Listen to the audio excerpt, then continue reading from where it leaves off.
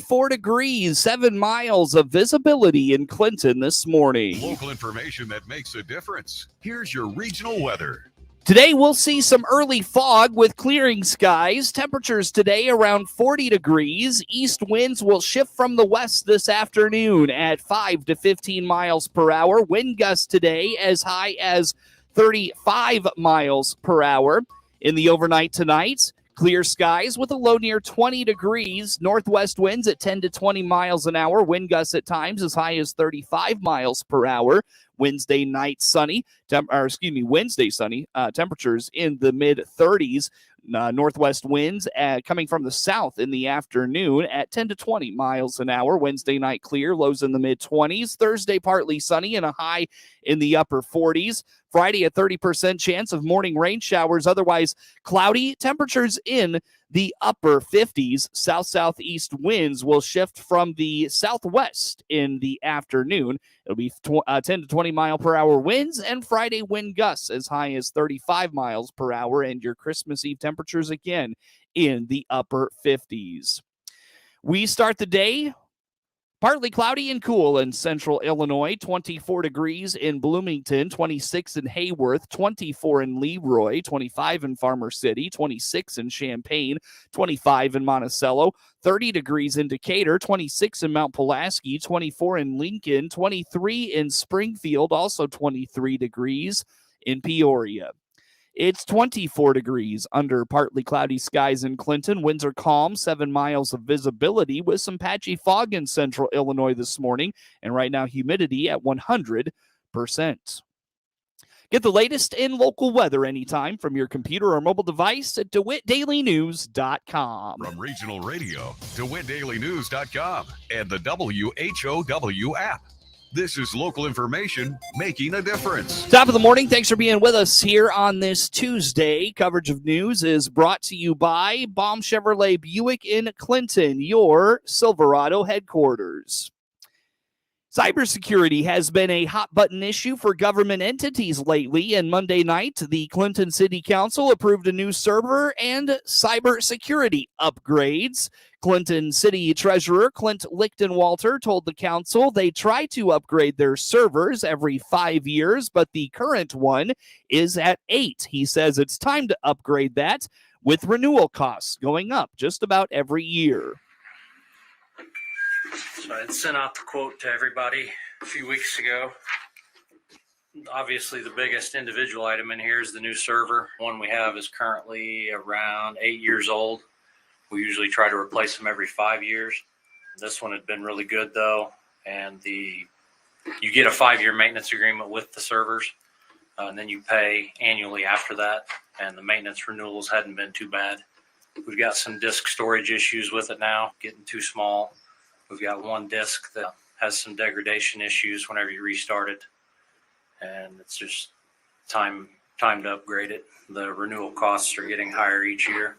Two new desktops, which is in that's our annual maintenance. That's our rotation to replace 2 desktops every year, keep them up to date. The switch that's in there, I don't know if you guys ever walk by the server room and hear it, but sometimes it sounds like an airplane engine taking off. It's got a fan going bad in it. New firewall. According to Lichtenwalter, cyber attacks are becoming more sophisticated, and these are measures to stay ahead of any potential risks. The rest of all this stuff is all part of the cybersecurity upgrades. So with your IML-RMA liability policy, they added, was that a $250,000 policy? Yep. A $250,000 cybersecurity policy, which honestly is not very much. And they also sent out some of their recommendations. If you look at adding a cybersecurity and ransomware policy, all of their 8 list of items that are recommended, any other company that you get a policy from is going to require those ahead of time. These are all things that take care of some of that. Just trying to stay ahead of the criminals. Governments are being targeted. They're getting more sophisticated with how they do it. You know, it used to be a ransomware attack. It'd have a Trojan virus that came in and attacked immediately. Well, with our backup systems that we use and keep up to date, as long as you had good backups, you could back up and, restore to before it happened. Well, now with all the artificial intelligence and everything that they use, they could put that Trojan somewhere in your system, and the artificial intelligence is just sitting there monitoring and figuring out where it's going to attack. And it could sit there for months before it happens. So this all includes a new firewall, a next-gen antivirus, which helps to alleviate some of that email malware protection. One of the items is two-factor authentication for anyone logging into the system, whether it be in person or remotely. Security awareness training. Lichtenwalter indicates they are switching from an external hard drive storage to a virtual hard drive storage with unlimited capacity.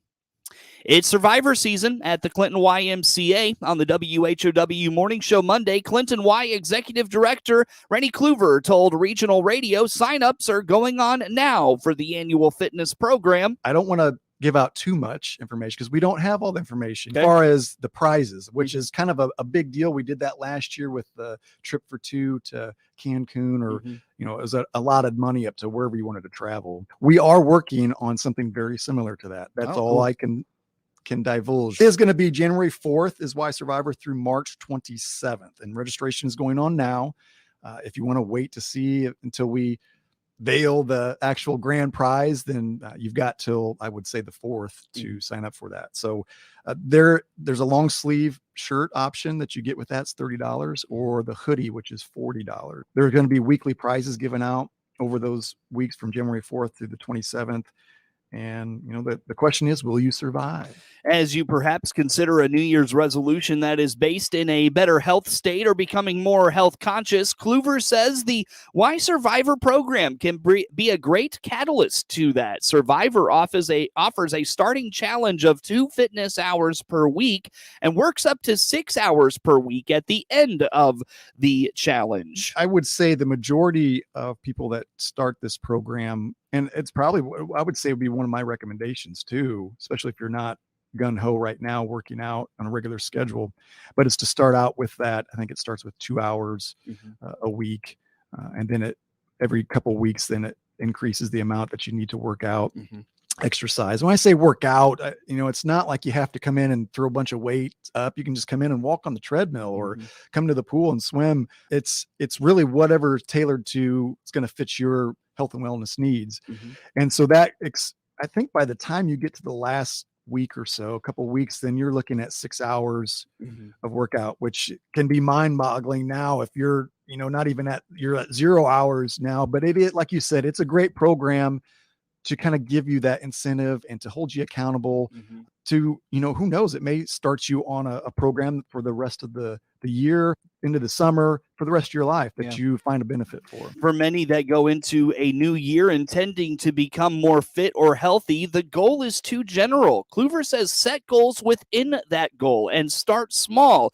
That is why they offer the 2-hour starting point in the Survivor program. You've got some time. If you're looking at wanting to get in the program, and you may be sitting there going, I haven't even exercised for over a year or more. And how would I ever want to do this? And so it really starts with the question you need to ask yourself is, what are my goals? And are my nutritional habits going to allow me to live that type of lifestyle? That's the biggest challenge for the majority of people, and including myself. I mean, I think and so anybody out there that's trying to start a plan or want to exercise, you know, it really starts with, okay, if I'm going to go to the Y and even just get on the treadmill or start swimming or just go and shoot baskets, the other side of that is, what am I doing after that with nutritional, you know, choices? Am I going to go work out and burn 500 calories, but then eat 1,000 and drink 1,000 after that? And you got to weigh that out and put it in them both together, which is tough, is what's going to help you maintain it over the long term. I don't know how you feel about this. I would, you know, and this is one of the best habits that I have and not all my habits are good. For many that go into, or if you've been considering joining the Y, now is a great time to get in and check out the facility at 417 South Alexander Street. The Y also announced its holiday hours. They'll be closed on Christmas Eve and Christmas Day. They will open and they'll be open until 5 p.m. on New Year's Eve and then closed on New Year's Day. Get more information at Clinton, COMMYMCA.org. Mahomet-Seymour School Superintendent Dr. Lindsay Hall earlier last month announced her retirement from the school district at the end of the year. Monday on the WHOW morning show, Dr. Hall told regional radio her announcement moves her retirement date up a year, and she felt it was what was best for her and her family. You know, I was a year away from retiring anyway. My original date to retire was in June 30th of 2023. And just after a lot of reflection and prayer and thought and discussions with my family, I decided that retiring a year early was really the best thing for how I spend my time, and the best thing for my family and for me in terms of our health, and just, again, how we choose to invest our time. Dr. Hall recognizes while the pandemic has certainly provided just about everyone with new challenges and stress levels, those things weren't unique to her. And while the pandemic was certainly part of her reasoning, she tried to keep an eye on the bigger picture. Come from, I guess. Sure. Well, I mean, absolutely. The stress of the last 2 years has been, unpredictable and unknown, because there's really very few people on the face of the earth who've been through a worldwide pandemic. There's a few people, but for the vast majority of us, was the first and hopefully the last one. And especially for school leaders and for public educators, it has just been challenge after challenge, a lot of great opportunities to learn and grow as well. But I just looked at the big picture of things. I've been doing this a long time, and there's no doubt that certainly was part of my decision, but it wasn't just the higher level of stress. And I just want to acknowledge, everybody is going through that. It doesn't matter what your job is. Parents, kids, teachers, every school employee, administrators, and I mean, just really everybody. The news is not getting better. And we all want it to end and change. So, But yeah, that's definitely part of the decision. But I just looked at the big picture of things, really. The upon her retirement, Dr. Hall envisions remaining a part of the education community. She would like to spend more time with her family, but she also is considering things like leadership coaching or teaching at Illinois State University. Well, great question. And I cannot envision just walking away from public education. It's been an amazing adventure and passion and career for me. I mean, I've not ever done, other than, part-time work and college and that kind of thing. This has been working in public education, and I love it. I have a passion for it, and I believe in public schools. So just to think of not being involved is a little hard to wrap my head around, but I do think that being involved in different ways and finding ways to help and support leaders is something that's really important to me. I want to do some leadership coaching, hoping to teach again at Illinois State University, and just continue to stay involved in different ways. So I'm definitely don't want to disappear, but most importantly, I want to spend time with my family, my grandchildren and my children, and my husband, of course, but we just want to spend time together. And so that's very high on the priority list. The Mahomet-Seymour Board of Education has begun the process of finding Dr. Hall's replacement, and she says it'll be up to her to get that next individual up to speed on the happenings in the district. More information has been released regarding the Farm and Home Supply based in Quincy's purchase of the Big R stores in Taylorville, Lincoln, and Springfield. Officials tell Regional Radio News both Taylorville and Lincoln stores will be converted to Farm and Home Supply stores, while the Big R Springfield location on North Dirksen will temporarily be closed and eventually reopened as the new Springfield East location for Farm and Home Supply. Farm Farm and Home Supply currently operates a store just north of the former Big R location on the same street. Owner Adam Bowles says all 3 stores will be remodeled, starting at the Lincoln location. The Taylorville and Springfield locations will be enlarged in the coming year to provide more space for new products and services. Bowles added that Lincoln and Taylorville stores will be expanding clothing, lawn and garden, and hand tool brand lines and will offer full-service small engine repair. Hours for both Taylorville and Lincoln stores will vary in the first quarter as remodeling gets underway. Grand openings will be held at both stores later in 2022. 24 minutes after the hour this morning. We've got plenty more to get to coming up on the WHOW Morning Show. At Baum Chevrolet Buick in Clinton and Baum Motor Company in Farmer City, our job is to help you and solve your transportation needs. This is Scott Baum. Both in Clinton or Farmer City, we'll listen and find options for a different vehicle, or we'll give you repair options to keep that car, truck, or SUV safe and trouble-free so you can continue with your busy schedule. If it has to do with transportation, we're here to help. Visit our full-service team today in Clinton or Farmer City. Baum Chevrolet Buick, right from the start. 24 minutes after the hour this morning. Again, I'm Seth Lawrence with you folks today for this expanded local newscast. The number of COVID patients in Illinois hospitals is at its highest levels in nearly a year. As of Sunday night, there were 3,960 people admitted with COVID, the most since December 31st of 2020. Of those in the hospital, 811 were in the ICU and 432 were on ventilators. In an interview last week, State Public Health Director Dr. Ngozi Ezike says there's a common denominator among the patients. Vast majority of people in the hospital, to the tune of 90% of all the hospital admissions, are in people who are not vaccinated. At latest count, 3,960 people were in the hospital battling the virus. That's the highest number since the end of December 2020. 811 of those admitted were in the ICU and 432 on ventilators. We just really need to continue to get more of these individuals vaccinated so that we can have less people ending up in the hospital with COVID, which I would say now is a vaccine preventable illness. 8 out of 11 regions in the state have less than 30 ICU beds available. The leader of school districts across central Illinois is announcing funding to address school administrator shortages. Earlier this week, Senators Dick Durbin and Tammy Duckworth awarded the Regional Office of Education a $4 million grant to help those in high-need schools and high-need districts. Mark Jontry is the Regional Superintendent of Schools in DeWitt, Livingston, Logan, and McLean counties. We were excited earlier this week. We received notice initially from both Senator Duckworth and Durbin's office, and then subsequently got official notification from the U.S. Department of Education that we had been awarded a $4 million grant to address the shortage of school administrators in what we call high-need schools or high-need districts.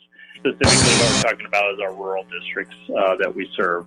And so it's actually a grant that will be leveraged and utilized statewide, but we are the fiscal agent and will be primarily responsible for its administration. But it's really exciting because what it will do is allow us to leverage some work that we've done on a previous grant that has been successful to help model for aspiring principals the opportunity to get some real world experience in those areas. So whether it's somebody that's already gotten their principal endorsement but has chosen not to take the leap into the world of administration, or individuals that are kind of rising up through the teaching ranks looking to become administrators, we're going to be able to serve. And with a focus on our high needs or rural areas that often struggle to find a adequate pool of applicants in that. So we're really excited about it. And our first year is a planning year. So FY22 will be a planning year. But after that, we'll be rolling it out and anxious to see some real results. According to Jontry, the funding can be used for those who have received their principal licenses but are hesitant to leap into administrative roles. In addition, Jontry says school districts across the state could use the funds to help recruit larger pools of administrators.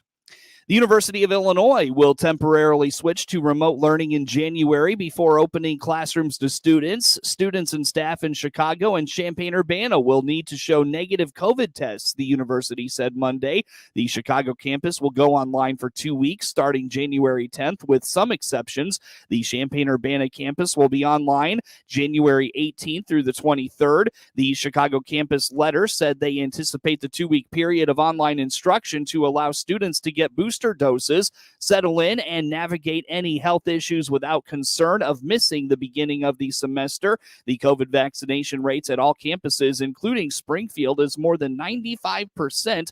Susan Bleasdale, an assistant vice chancellor in Chicago, added they don't know how much vaccination and boosting will protect from the Omicron variant, but it seems there is likely some protection from that, not necessarily from transmission, but from severe disease. Northwestern University announced a similar online plan. Meanwhile, Illinois reported about 12,330 new COVID cases, the highest daily total in more than a year. Coverage of news today is brought to you by Baum Chevrolet Buick in Clinton, your Silverado headquarters. Get news anytime from your computer or mobile device at DeWittDailyNews.com. As we come up on 7:30 here on this